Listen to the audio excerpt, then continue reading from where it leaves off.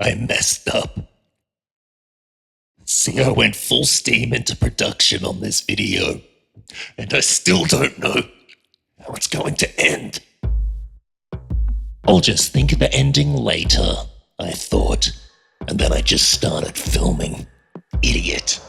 And in exactly 11 minutes and 21 seconds, everyone is gonna see that I got nothing. Every artist that I know has faced issues surrounding the management of their creative energy, whether it's a lack of drive, they can't think of a good idea, or they make reckless choices early into a big project in the heat of their inspiration. If you're not aware of how you will feel at the various stages of your project, then problems will inevitably surface down the line when you no longer have the creative juice to fix them. You'll be suffering in drudgerous work when you want to feel that creative spark. And then there's times where you need to be creative, but you just want to put on a YouTube video and do some brainless monkey work. I think every artist struggles between inspiration and discipline. Whenever I've hit a major roadblock, it's almost always trying to summon the wrong virtue at the wrong time, or operating under the false belief that I could just be disciplined or inspired indefinitely. I've gained some awareness over the years, even if I still mess up a little bit. I want to give you some pro tips that's helped me to get to this point. I get comments from people who want to know how I can do so much work without blowing my brains out. Through trial and error, some success, and screwing up a lot, I gradually built a system to see big projects through to completion. It's a mindset that I use as a kind of blueprint maybe you can use on your own projects. As a creative professional, there are two sides of you. One that is open, feeling, emotional, airy-fairy, arty-farty. It's the side that sees beauty in a lonely cloud, a haunting poem, or a humble Chinese man at a tired strip mall, quietly enjoying a slice of white bread. It's just so beautiful. And then you've got the other side, productivity grindset Hue, who just wants to tick stuff off the list and eat, sleep, and grind. He's hustling. He doesn't give a fuck about bread guy. Whenever I start a new creative task, I know that there's going to be two phases. In the first phase, I try to be open, receptive. I'm just playing around with stuff, trying to let things come naturally. But then I actually gotta make some shit. I need to narrow my field to a single point of focus to bring these ideas into reality. I see the process as a series of expansions and contractions, and I think this is analogous to all stages of art.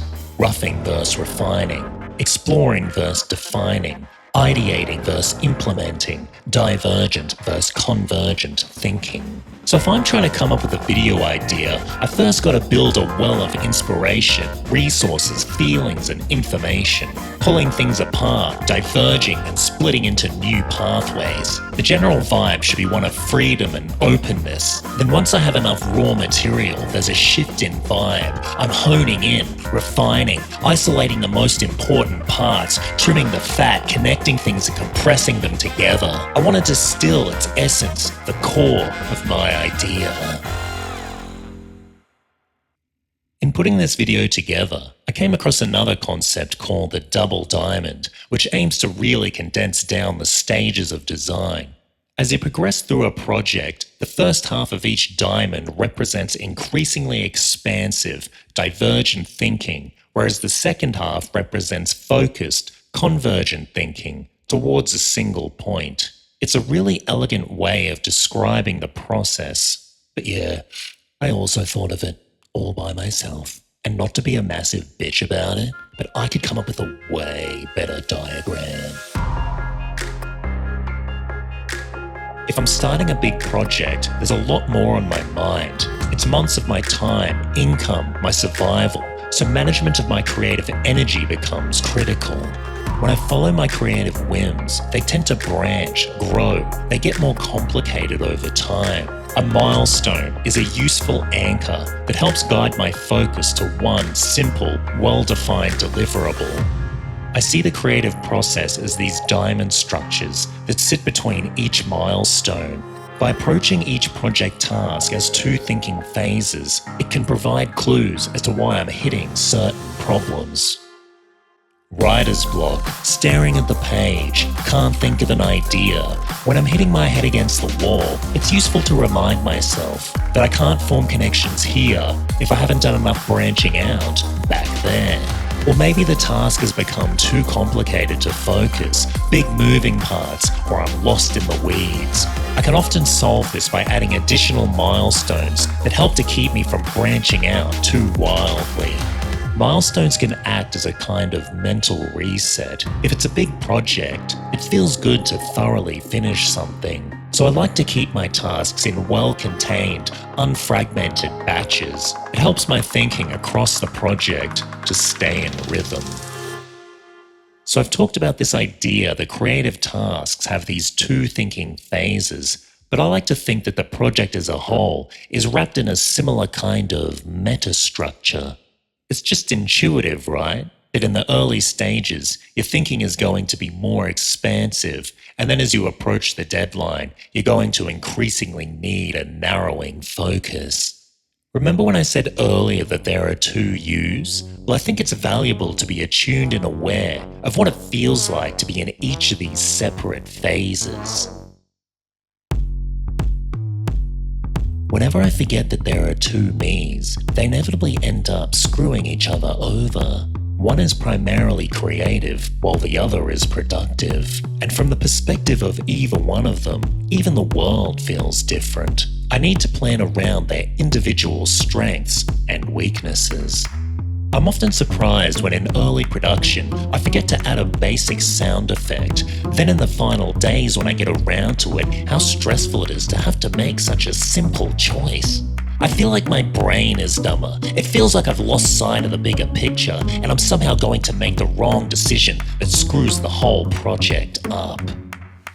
I've made some real friggin' dumb choices, operating while high on inspiration, committing to ideas that I could never complete, or worse, not making the choice at all. I still don't have an ending to this video, all thanks to airy fairy arty farty me, who didn't plan his shit, and now Captain Autismo can't focus when he wants to finish the fucking thing! I got exactly 4 minutes and 3 seconds. I need an ending, but there's no time. Well, there is a little bit. I'm gonna go browse Reddit.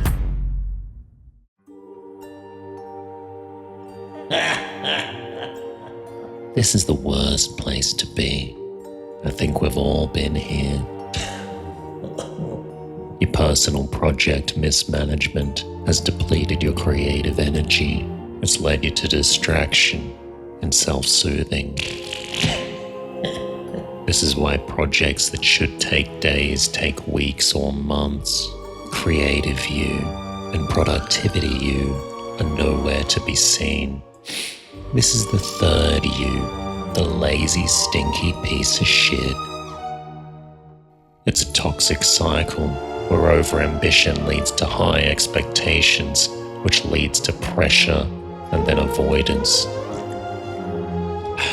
As the pressure builds, so too does the creeping sense of your avoidance, first bubbling to the surface, then heating to a simmer before it finally erupts into a raging boil.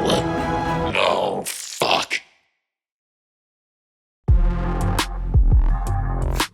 I sometimes get like this when I'm stressed out, dull, foggy, uncreative. It's usually when I've just finished a big project, or if it's bogged down and starting to drag. I've been in focus mode for too long and I'm this vigilant, nervous husk of a man. More grind and focus isn't going to move me forward. I need to take a few steps back to see the bigger picture. I think to be an artist, I want to be acting as a kind of funnel of emotion, culture, human sentiments, waiting for these intangible things floating around in the spooky ether to come to me through open awareness. But it's easy to get disconnected. I don't see these things when my body's been stuck in that tunnel vision, raw productivity mode. And staring at a blank page or sitting at my computer is the worst place to be. I gotta get out of my head and into the world, bouncing into things, going to the gym or running, movement, chaos. If creativity is connecting two things, then I need to find more things. I think the best answers come from unexpected experiences. This is what I consider to be the raw material for creating my art. If you're familiar with the cutout technique for creating song lyrics, I think that all of experience is kind of like that. There's material everywhere, just waiting for the right context. I saw that Chinese guy 10 years ago. He had a bag of bread and he was just eating one dry piece right there in the street. The image was so idiosyncratic and I've always wanted to use it in something. Wait a minute. I need to end this video with a little bow that evokes the themes of convergence, a satisfying consolidation of all of these ideas, or some kind of superficial joke that uses underlying subtext to prove my process, and all of that somehow communicated through the simple key image of the Chinese man. Yes, that's good. A twist ending. No one will ever suspect that such a preposterous throwaway gag will be the pivotal callback for the final culminating shot. I just ruined it, didn't I? Ultimately, when it comes to creativity, there are no guarantees. Only mindsets, tools, surrendering to the process, and hoping that you get lucky.